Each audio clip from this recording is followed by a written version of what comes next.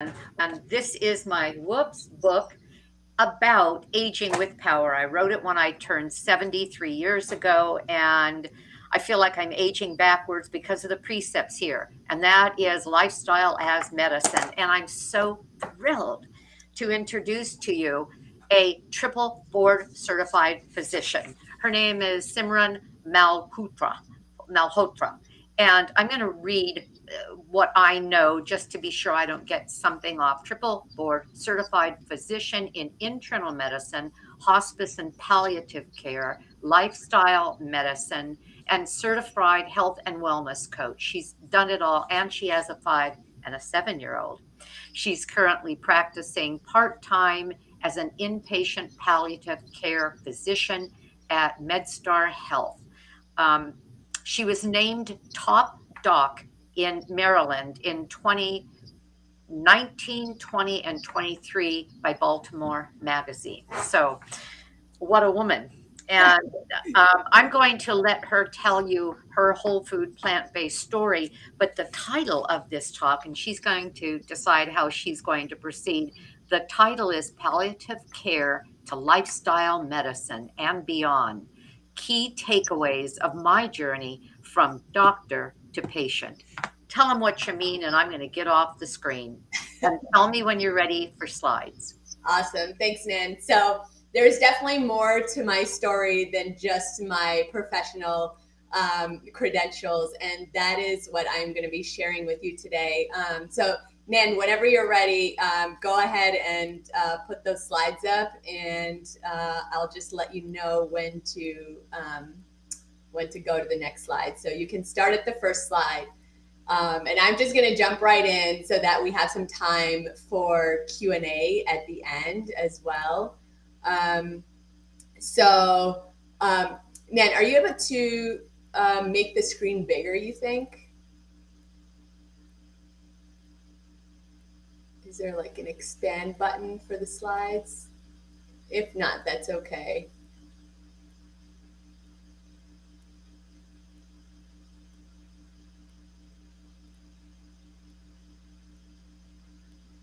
Maybe not. That's okay. We can work with that.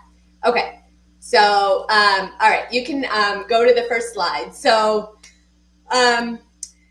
this is you're going to see a report on the screen. And so, what I'm going to share with you today is actually the time in my life where the point in my life where I went from being the doctor to the patient. So if you go to the first slide, Nan, so almost 9 years ago today, I was 26 years old, and I found out that I carried a genetic mutation called the BRCA1 genetic mutation. If you're not familiar with this gene, some people know it as the Angelina Jolie gene because she has it as well. But essentially, we all have BRCA1 genes, and we're all born with them, and they're actually cancer protective genes. So they actually protect us from things like breast and ovarian cancer and some other cancers. However, sometimes you're born with a genetic mutation, and so the gene is not working the way it's supposed to. And so that basically leads you to having an increased risk of certain cancers like breast and ovarian cancer, particularly for this gene. Just to give you some context, the average woman's risk of breast cancer is about 12% in her lifetime. And so that means by the time she's 75, she has about a 12% risk of getting breast cancer. Well, when I was 26, after getting this report, I remember sitting in the genetic counselor's office, and she told me that my lifetime breast cancer risk was 87%. And ovarian cancer risk was 50 to 60%. Because of this genetic mutation and because of my family history. So as you can imagine, as a 26-year-old, this was very, very challenging news to hear, especially as somebody who was in medicine and knew too much of a whole lot of information. Sorry. So slide 2, let's go to the next slide. So that's my mom on the left side of the screen. She is a 2-time breast cancer survivor. She was first diagnosed with breast cancer at the age of 33 when I was 13 years old. Fast forward many, many years, and she actually ended up getting cancer again. So she's a 2-time breast cancer survivor, and also has the BRCA1 genetic mutation. To date, about 9 to 10 women on my mom's side of the family have had either some form of breast or ovarian cancer, with the youngest person with ovarian cancer being in her 30s, and my mom was the youngest woman in her family with breast cancer at 33. Next slide.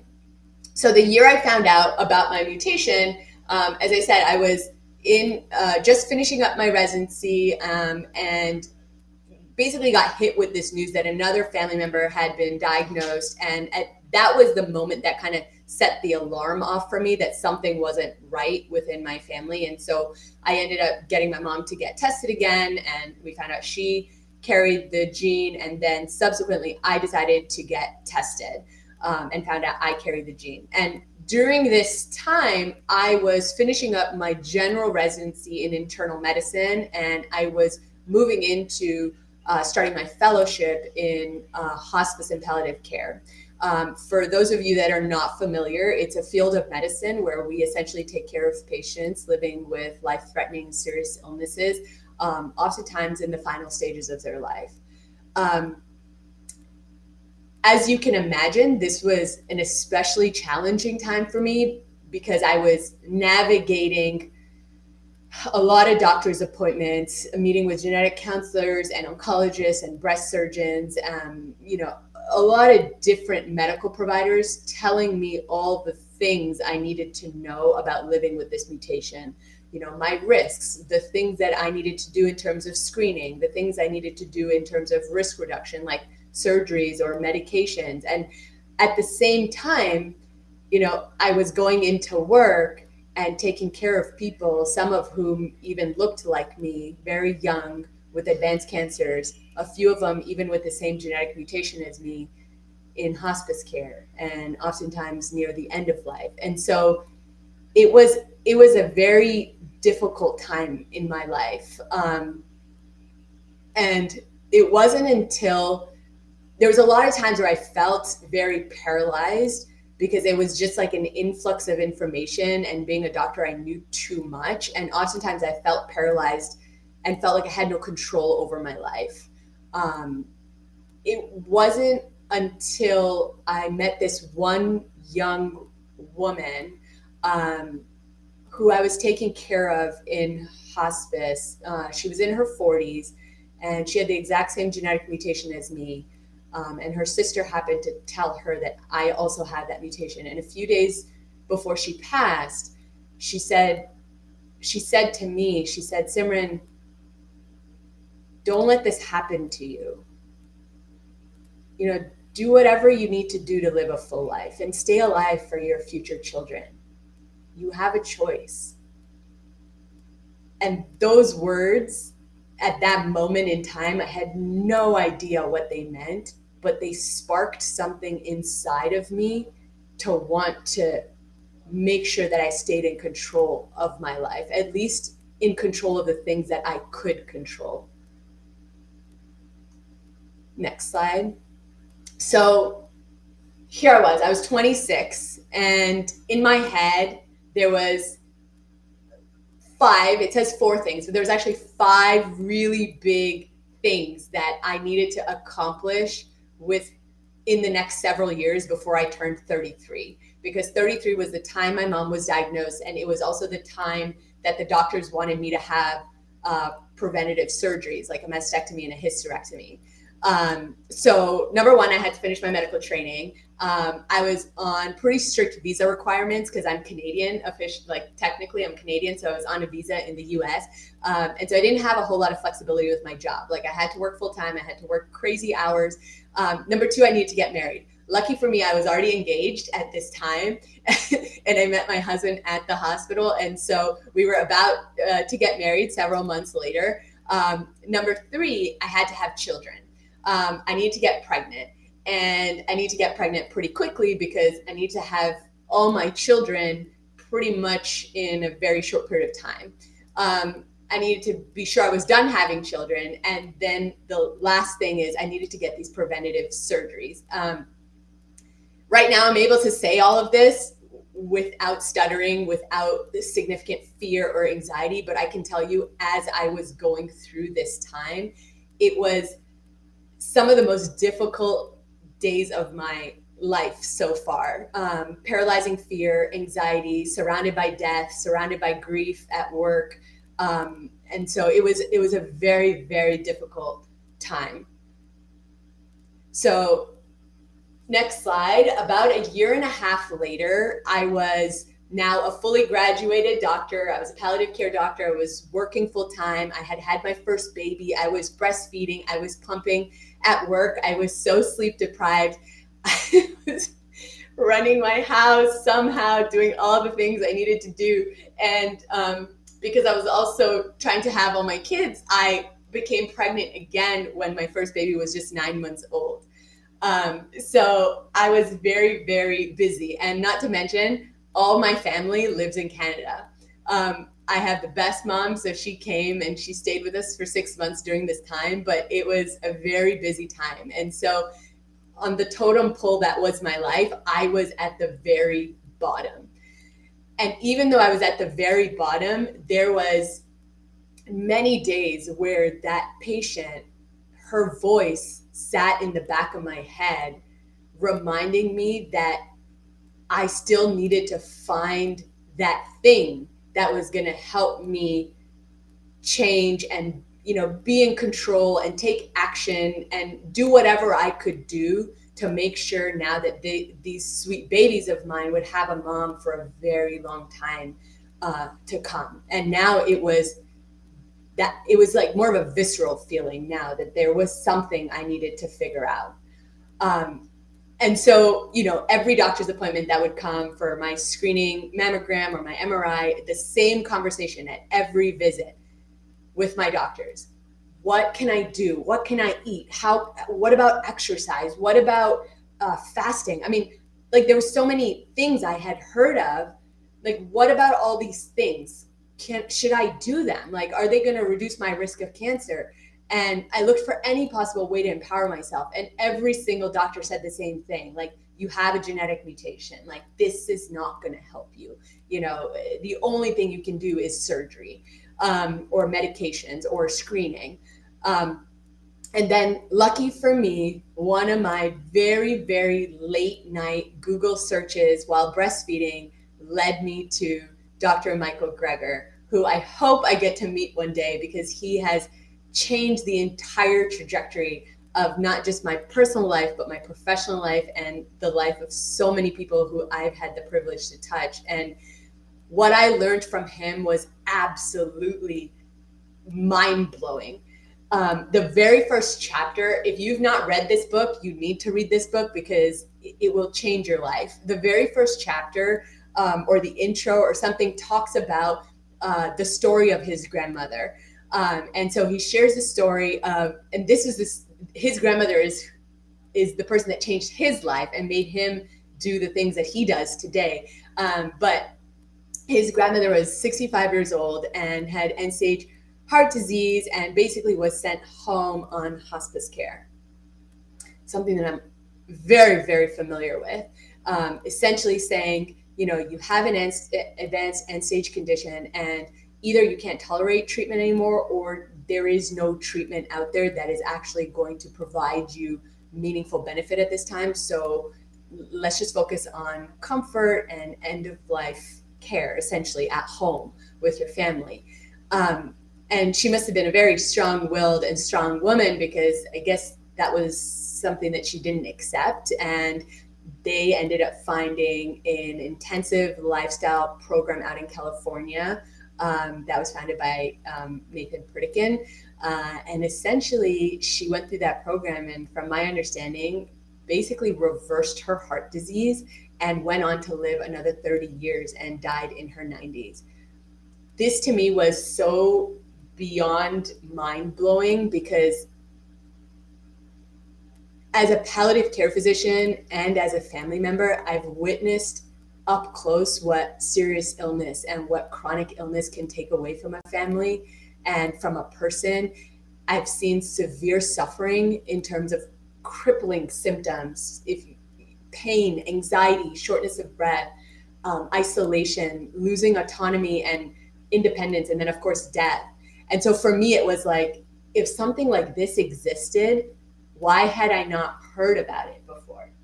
Why in my medical school and in my residency had I not heard the term lifestyle medicine, even though the science dates back to, the years that I was actually born in the 80s, right? Like, why didn't I know the tremendous possibilities that lifestyle medicine carries, given the story I just read and the kind of work that I do?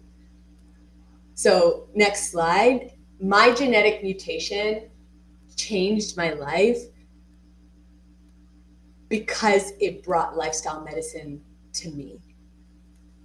And so, if you follow Nan, you probably already know what lifestyle medicine is, because that is her mantra and what she does, and she wrote a book about it.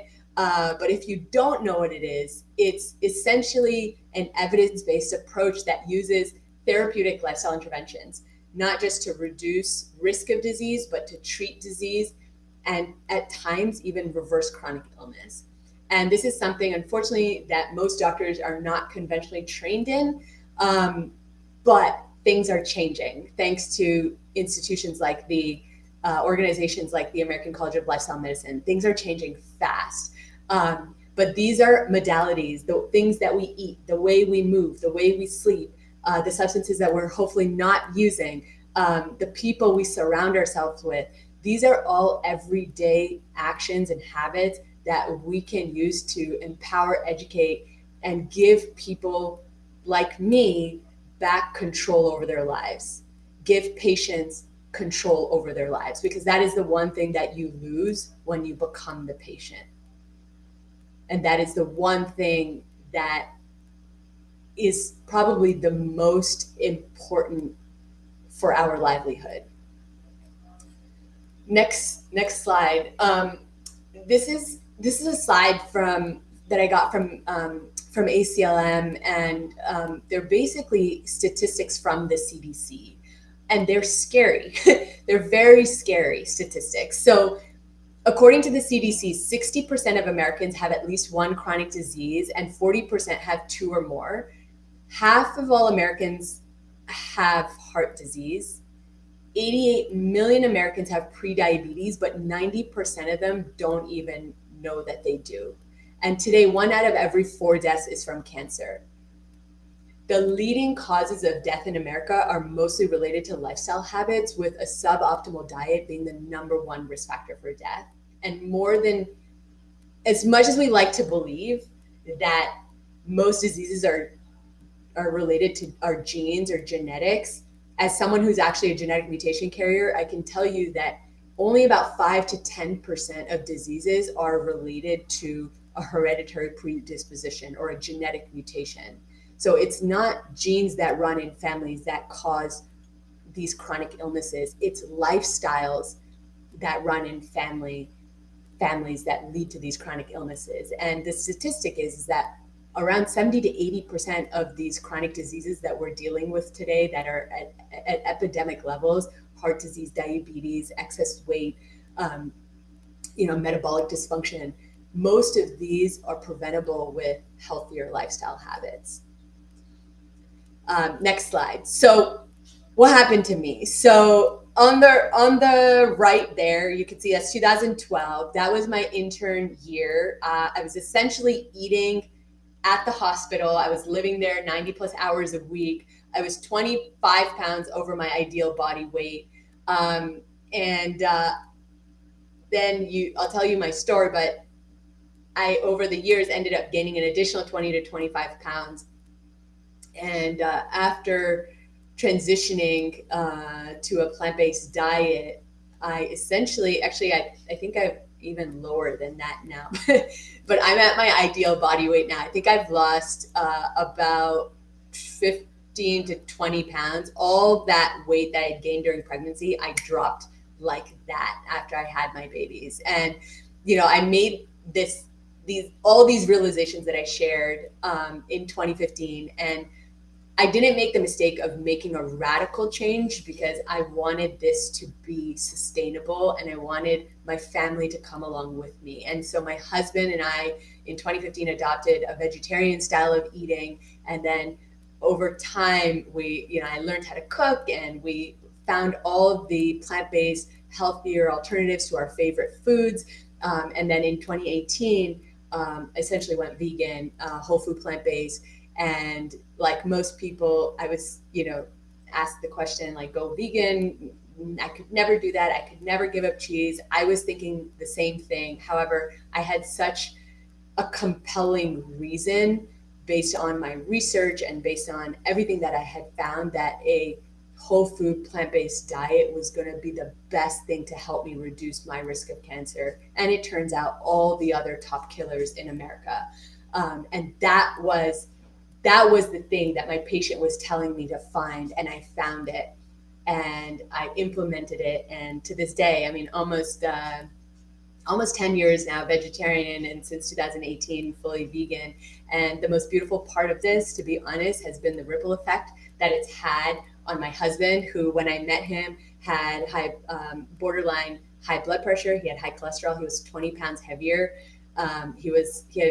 He's a critical care physician, so he was always stressed, still stressed, constipated, had issues with energy. And as we transitioned to this way of eating, all of that melted away. The weight melted away, the blood pressure issues, the cholesterol issues, the constipation, all of it went away. And then you'll see the next slide is my mom, the two-time breast cancer survivor. This was the greatest gift that I think I indirectly could have ever given her, because other than being a cancer survivor, cancer being her highest risk of getting cancer again, probably the next couple of highest risk factors for her is excess weight or obesity. It is very much linked to 13 different types of cancers, especially breast cancer. And so her transformation has been absolutely incredible to watch over these years. And she's actually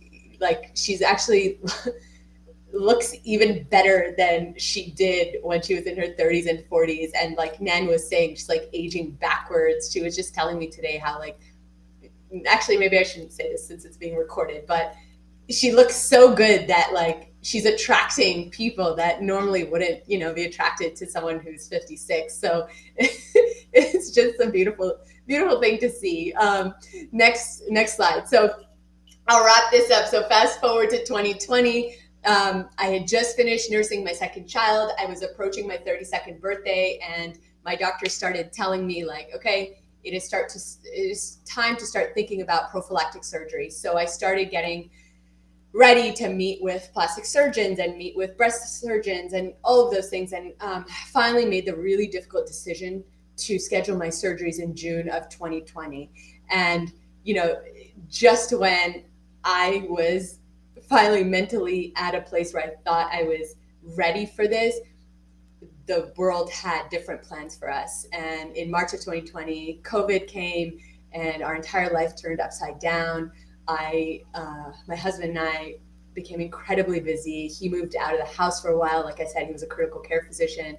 And I started, doing virtual palliative care and meeting with people virtually. And between the two of us, we saw more trauma, suffering, and death in that year than we ever could have imagined.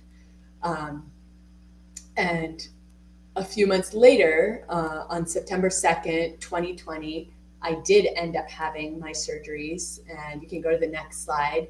I had a bilateral nipple-sparing mastectomy with aesthetic flat closure and a total hysterectomy. I put myself into surgical menopause at the age of 32.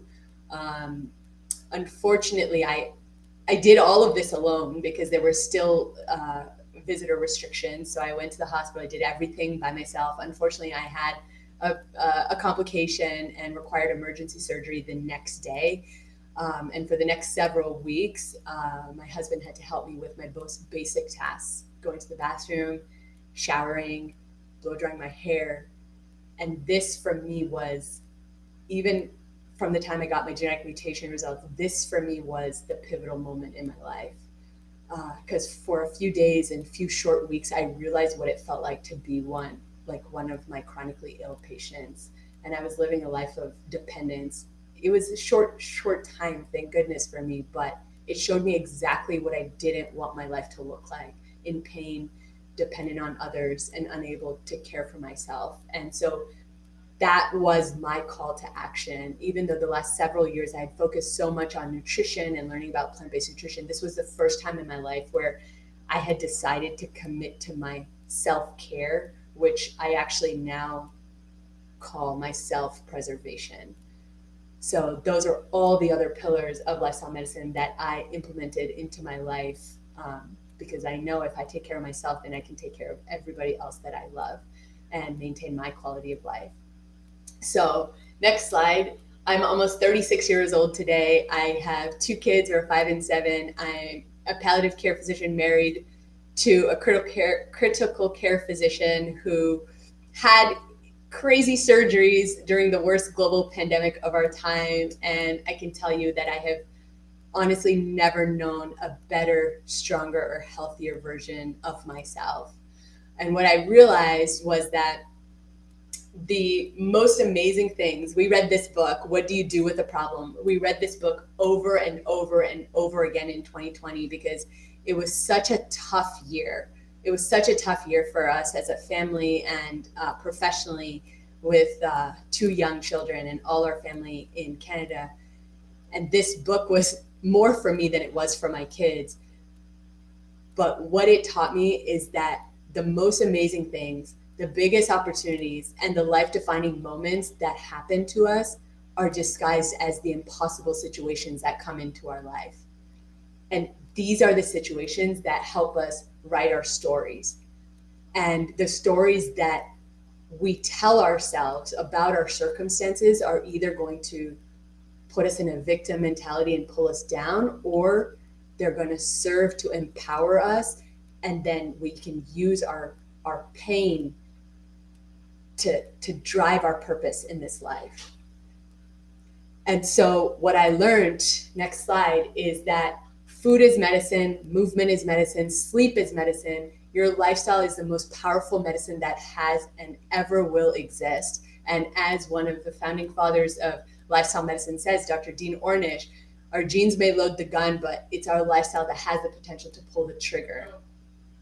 And there's so much more in our control. There's this whole world of epigenetics, which we don't have time to get into today, but the things that influence our genes, whether they're turned on or off, are our epigenetics. And the influence of epigenetics are things like our diet, our sleep, our exercise, and so many other lifestyle factors. And again, as someone who's been a patient, who's been a family member at the bedside, who is a palliative care physician, I can tell you that despite many of the modern medical advances, which I am personally so grateful for because of what they've done for my family and I, despite all of that, incorporating positive lifestyle habits is still the best and most powerful investment that any of us can make for our own life and also for our family's life. Because I can tell you that when one of us gets sick, it doesn't just affect us, it affects your whole community. It affects your family, it affects your friends, it affects everybody. Number 2, next slide. There is incredible power in controlling what you can and making decisions followed by committed action. So for me, I had such a unique perspective, right? I've always looked at my mutation as a blessing in disguise because I had the knowledge and the opportunity to reduce my risk of these cancers that my mom and that my patients didn't get. That I know if they had the chance, they would have done the same thing. But along this whole journey, what I've learned is that before you can put any of these lifestyle actions into lifestyle habits into action, is that first we have to conquer this up here. And so wellness is actually a mindset first. And I could talk about this all on its own, and this is what my ebook in the vegan health bundle is all about, is that our wellness and our mindset is determined by something called our state. And I've learned this from my mentor, Tony Robbins. And what he says is that our state is made up of three things. It's our focus and beliefs. It's the way, the questions we ask ourselves, the way that we see the world, our model of the world. It's the language that we use to describe our experiences. And then it's our physiology, our physical body, everything that we do with our physical body. And that's essentially all the pillars of lifestyle medicine. But this ebook that I created called Abundance Vitality is all about that first pillar that affects our state, which is our beliefs. And so this ebook walks you through kind of looking at all of the limiting beliefs that you have and turning them into abundance beliefs.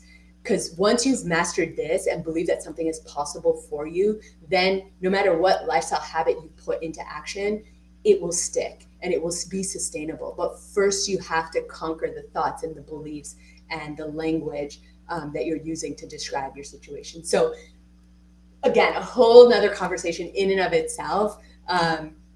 But what I learned from all of this is that no matter what, you can rise above any situation that you are put in, because nobody can take away your ability to choose what you focus on, the meaning you give your situations, and what determined action you're going to take next.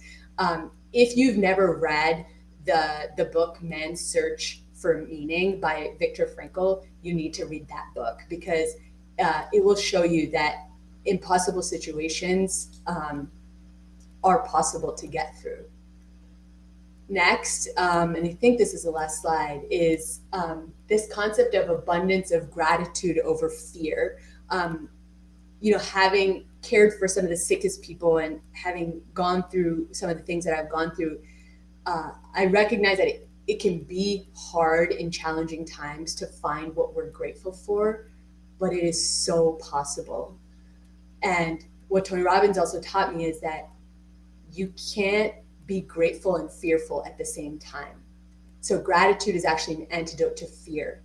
And the way I like to think about it, and I talk a lot about this in my ebook, is you keep it simple and you write it down. Gratitude doesn't have to be about the house you live in or the car you drive or the clothes you wear. We can find gratitude simply for being able to breathe easy, for being with our family, for waking up another day to live. I can tell you that these things are very simple, but I talk to people every day that wish it was this simple. And so these now decades worth of life experiences that I've gathered from my seriously ill and dying patients, in their words, if we were to look at their life's greatest regrets, if we were to learn from them, it really just comes down to this. I wish I lived more. I wish I loved more. I wish I spent more time with my family. I wish I had the courage to pursue my passions. And I wish I had more time. So we all, if you are listening to this and you have breath in your lungs and you're able to move your body and you're able to speak and you have a beating heart, we can just be grateful that we have the ability to be here today, to love and to learn and to grow and to just be alive. It is such a gift. So I think that's my last slide. Maybe there's one more, but that is all I have. There is so much more I can share about so many of these topics, but for today, that is all I have. So thanks for having me, Nan. I really appreciate it. And I'm happy to chat now if you'd like.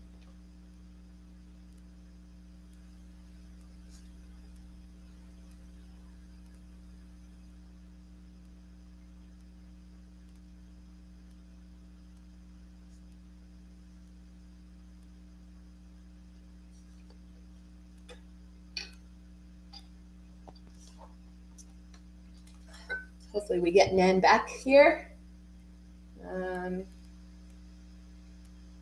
You know Oh, what? there she is. I was sitting here talking on and on, so I'm gonna rehash what I just said. You had me by the throat because now I know you're fine. I know you're here, but your story was, and what you've experienced is more than some people who live 100 years would ever go through. You have touched death's door in your family, with yourself, and you see it all the time. And your words are profound. For those of you considering the bundle and wanting to know more about what Dr. Malhotra is offering, this is the, whoop, right there.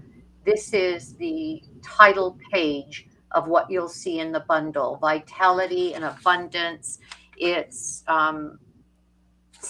I think 66 pages of training on mindfulness, on thinking yourself to um, the point that you are no longer buying your own limiting beliefs, which is what, well, I'll let you talk about what it is, but I've just gone through a period of understanding at 73 that my limiting beliefs have convinced me of certain things that I couldn't do. In my case, it's a bunch of technical stuff, like doing exactly what I'm doing right now, and that is figuring out these um, uh, mechanical things.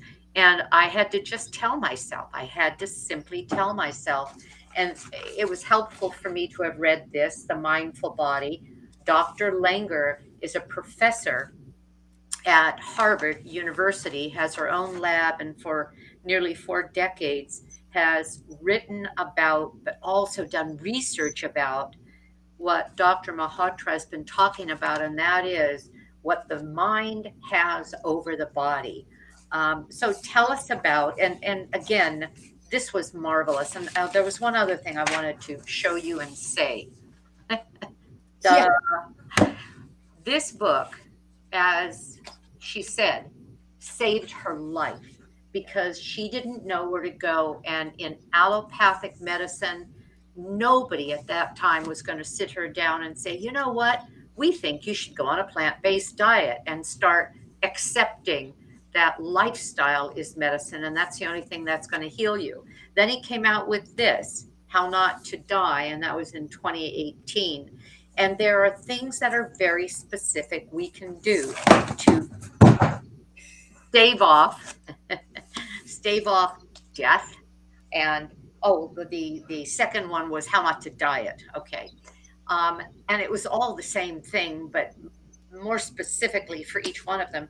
And then this new one, How Not to Age. There are 11 things noted on there that interfere with our wellness, our ability to heal, etc.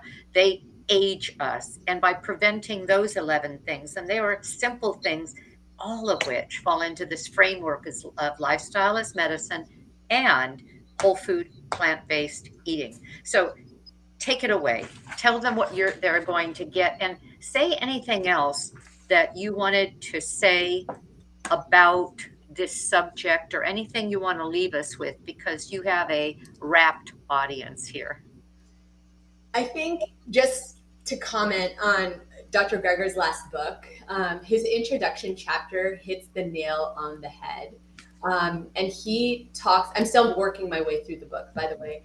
I got it on audio and I've gone through it twice. Oh, And it's that's a so big, good. thick book. It is so good. I like to read it and listen to him at the same time because he's so fun to listen to. So I'm doing that right now. But I think I've listened to the introduction like 2 or 3 times because it is so profound. And as a palliative care physician, like my whole job is really to make sure my patients have something called informed consent. So when they're deciding on a certain treatment or a certain surgery, we take that treatment and surgery and put it in the context of their life and their goals and what's important, and make sure that this treatment is going to buy them the most meaningful benefit.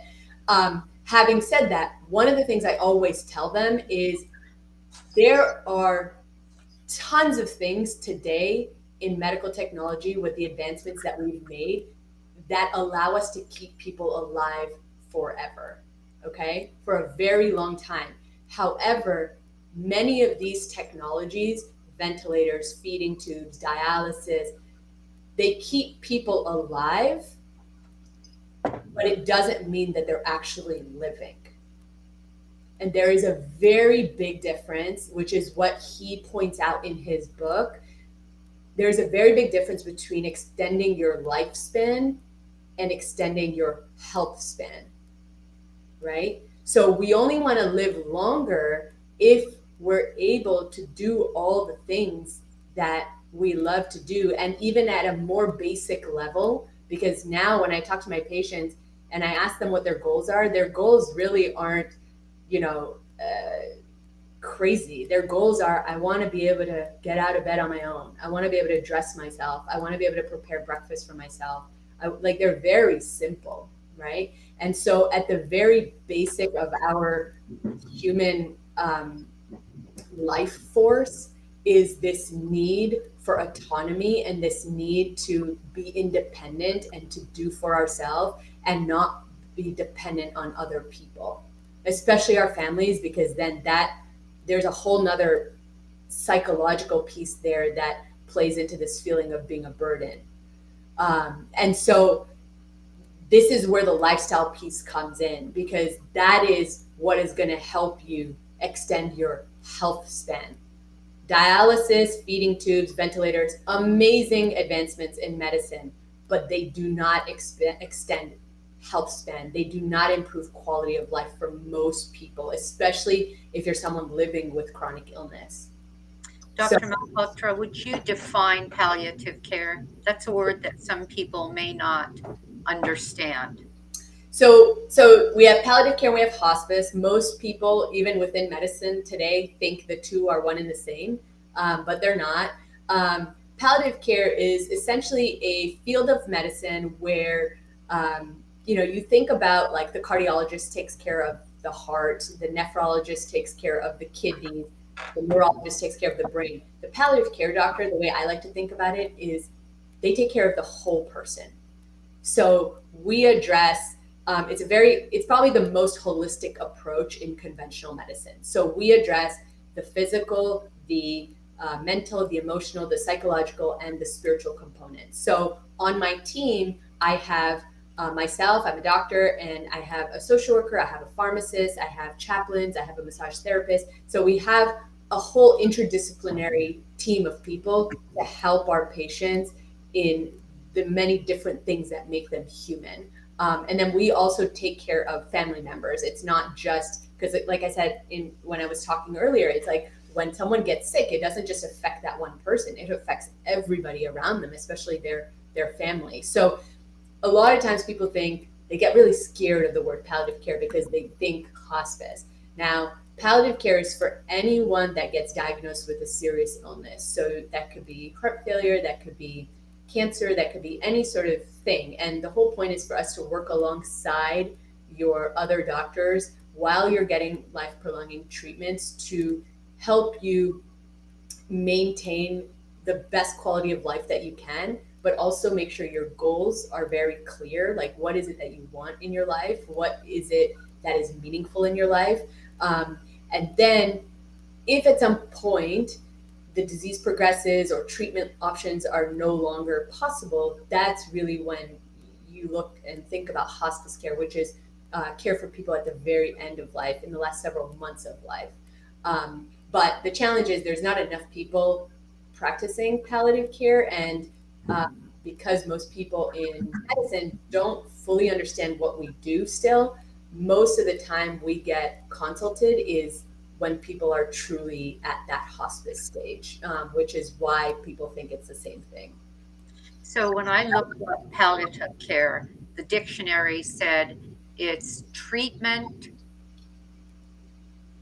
procedures, but not cures. And you're a lifestyle medical doc as well, which is, as I know from the clinic that I work at, as a matter of fact, I just came from there just before I got on with you. We know that certain things that are chronic, certain things that have been I'll say, diagnosed as terminal can be cured. So you're in a really interesting, I'll call it, it's not a dichotomy because one fuses into the other, hopefully often more often fuses into the lifestyle, medical processes, outcomes. So you want to address that? I sometimes have to be very careful how I answer this question. Also, have to be very careful with how I bring lifestyle medicine into the traditional medical space because the two fields of medicine that I fell in love with are the two fields that most people know nothing about.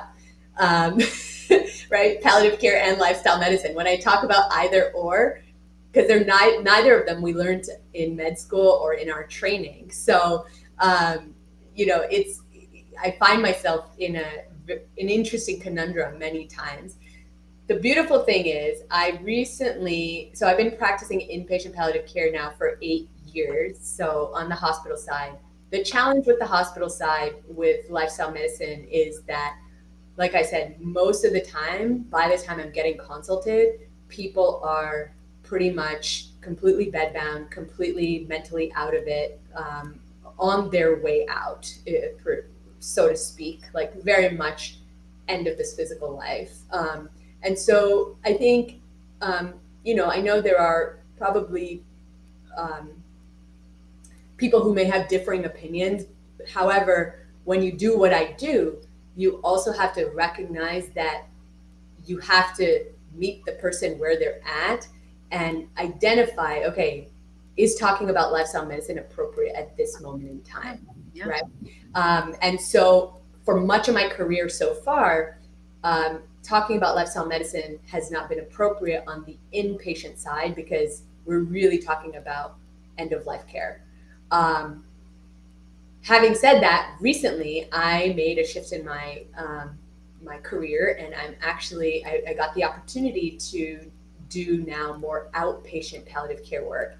And for the past month and a half or so, I've been basically seeing people at home who are living with serious illness. So people with like advanced heart failure, they have LVADs, they've had heart transplants, people that have been through a lot, but they're at home and they're functioning fairly well, and they're doing well, relatively speaking, compared to the people I saw in the hospital for so many years. So for me, this is a breath of fresh air because I'm actually able to talk to my patients and do all these things. And the topic of conversation for this whole past month has been, so, like, what do you think about eating this, or what do you think about doing that, or and I'm like, well, it's so interesting that you bring this up because I just happen to be a lifestyle medicine physician who's been wondering what the role of lifestyle medicine is in palliative care. And I've really been told by a lot of people, like,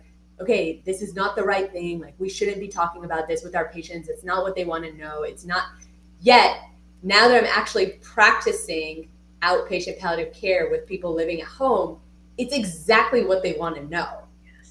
Right? And it brings me back to the thing that I said earlier, is the only thing any patient wants is more control over their life. Because once you enter those hospital doors or the doctor's office, you lose so much of that control. And I experienced that myself. Even though I was a doctor, like, I can't tell you how hard it is to be a patient. Even though I was a doctor, you lose so much of your autonomy.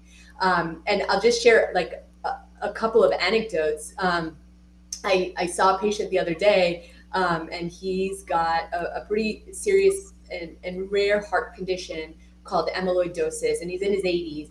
And he was diagnosed like 5 or 6 years ago, and I saw him for the first time not long ago. And without me even talking about lifestyle medicine or telling him what I do, he crafted this beautiful narrative of what his everyday life looks like. And he has 28 steps in his house, and he goes up and down those steps all day. He had a water bottle like this, which he carries around with him all day. He only drinks water. He made it very clear that he doesn't drink any of that sugary stuff. His wife cooks at home.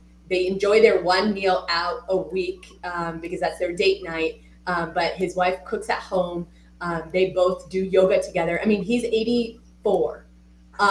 And what he kept telling me was, my doctors can't figure out why I'm doing so well. They say with this diagnosis, I was only supposed to have 2 years. And I'm here 6 years later and I feel really good. And so at the end, I was laughing with him. I was like, well, I'm going to tell you why you're doing so good.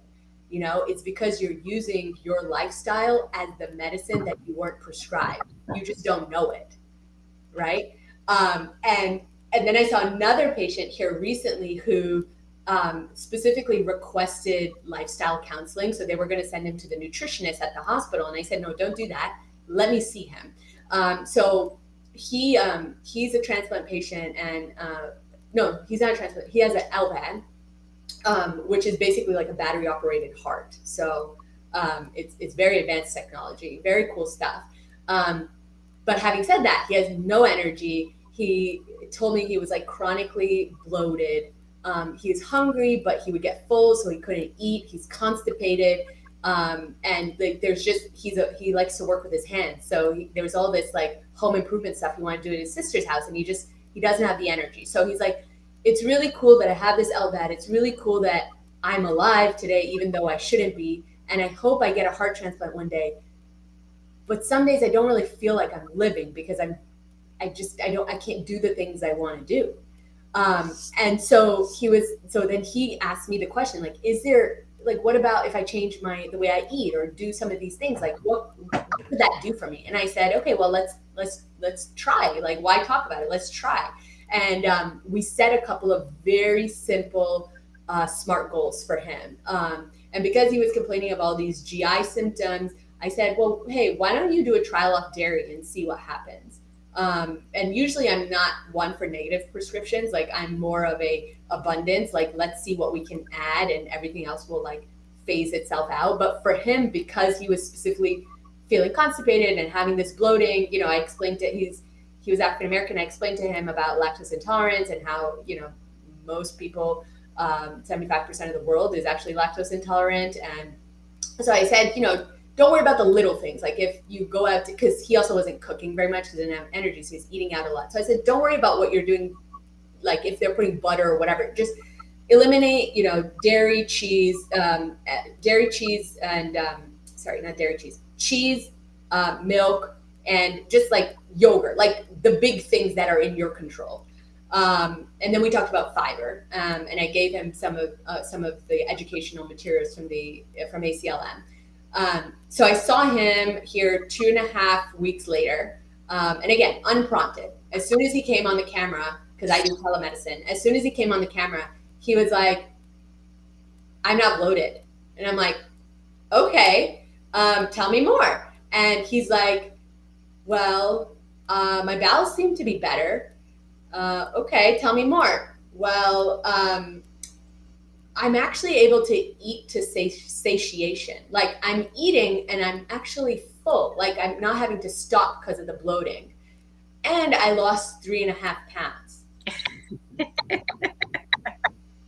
So I was like, and that was 2 weeks, like 2.5 weeks. So we made a deal. He was like, this is definitely working. And he's like, so I'm going to do this I recommended for him to do a trial off dairy for 6 weeks and see how that changes. And so now he's like fully committed because he's seeing the difference in how he feels.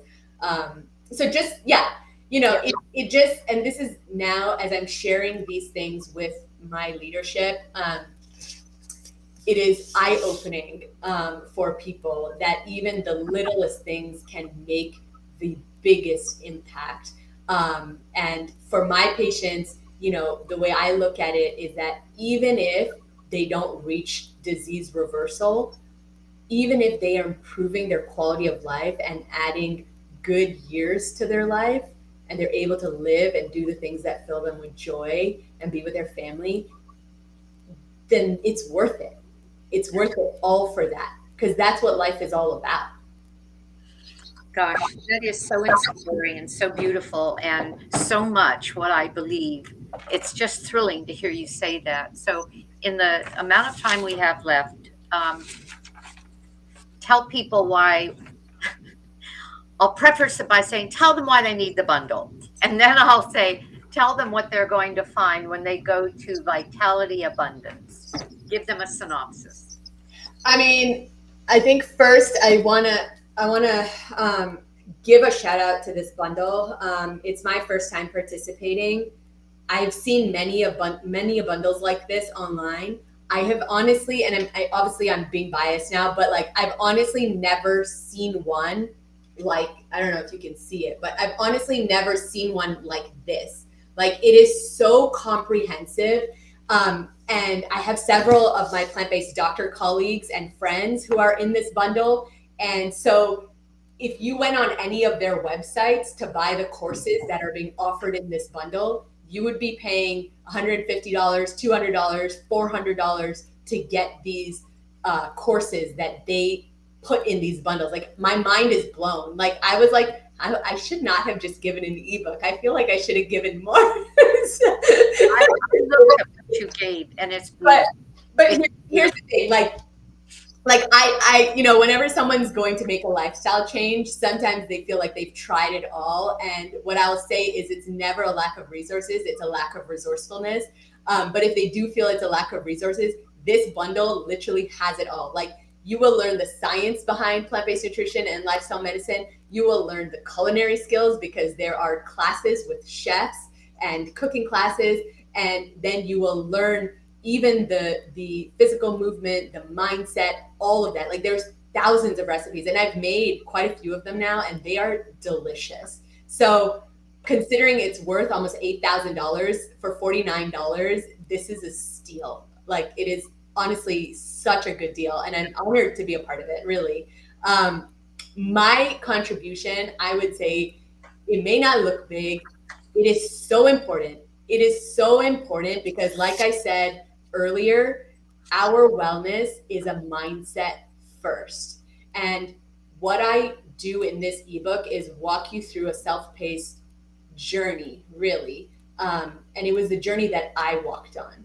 Because if my belief around this genetic mutation when I got it at 26 was, oh, I'm going to get cancer and there's nothing I can do about it, and I'm just going to live my life and eat McDonald's every day, I would have put myself in a much worse position than the belief of, okay, this mutation came into my life for a reason. There is a blessing behind it. I will find it, and I'm going to use this pain point in my life and drive my purpose from it. And that belief system changed everything for me. And so I think what we don't do enough of is give our beliefs and thoughts enough credit. They can either drive us into the ground and keep us there, or they can take us and help us fly high and live the life that we want to live. And so in this book, what I really do is help you identify what I call your abundance blocks, or your limiting beliefs. And your beliefs are not just shaped by you. Your beliefs are shaped by your whole life and all the experiences that you've had and everyone that's in your life and social media and all the things that you consume or are surrounded by are shaping your beliefs. And those beliefs and thoughts then create the words that you're using. And those words ultimately are going to lead to action or inaction. And those actions are going to lead to, habits. And those habits are going to really ultimately determine the lifestyle and the life that you are going to have. And that is how powerful that one little thought that happens hundreds and thousands of times a day is. And so in this book, we work through identifying those abundance blocks and those limiting beliefs, and then we make the mindset shift and create new abundance beliefs and new beliefs. And I share with you all the tools that I've used over the past 10 years to create this version of me, including gratitude and visualization and, goal setting in a smart way, and all of the other things. So that's why this book actually should be the first one that someone should look into, because you have to ask yourself first, like, what is health? What is vitality? Why do I want it? You have to identify your beliefs. You have to identify your patterns.